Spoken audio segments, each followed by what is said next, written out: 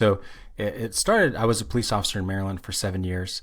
I started with Baltimore City Police. I was there for a little over 2 years. When we signed up at the time, you had a 2 year contract. So you had to hit your 2 years before you could lateral anywhere else because people were just using it to get into the academy. And you realize, like, man, this is a tough place to work. And so people were jumping ship. So I hit my 2 years and eventually landed in Anne Arundel County, which is a county just south of the city, borders on the southern border. And, without going too deep into it, I had my own mental health struggles like so many other police officers do.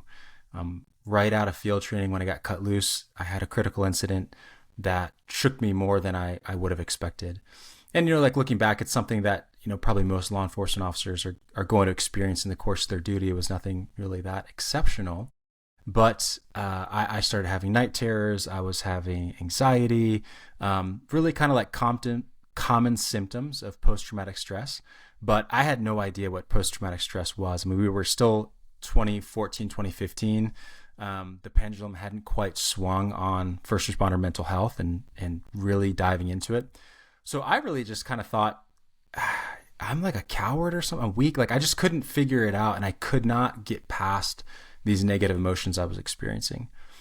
And so that was like a wrestling process of, how do I get past this? What does this look like? And so it was a journey as I kind of navigated that. And on one hand, I didn't really want to tell coworkers because I was somewhat embarrassed, but on the other hand, I was like, I can't do this forever. And so, eventually I got to this point where I was like, man, I really just wish I had like a community of other first responders or military that could kind of walk me through this process. People like, how do I navigate certain things in my marriage? Or, man, I'm feeling these emotions. How does this, or for me, a big part of being important part of my life is my Christian faith. How do I navigate some of these tensions I may feel as a Christian in my beliefs and being a police officer? So I was really just looking for community, mentorship, brotherhood.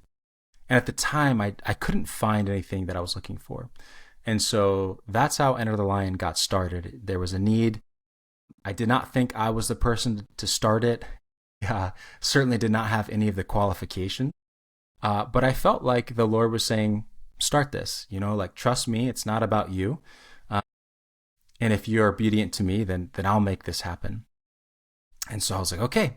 And me and a dear friend who is still in the Marine Corps, he kind of helped me launch it, get off the ground. And it started as just kind of like a Bible study where it's like, hey, let's just gather online and see what happens, And then it really kind of took off from there because we had COVID, we had the race riots, we had all this kind of shift in mental health and understanding how difficult the job is from that perspective as well. And the dream of having retreats and kind of building this greater community really began to evolve. So that's really how we got started.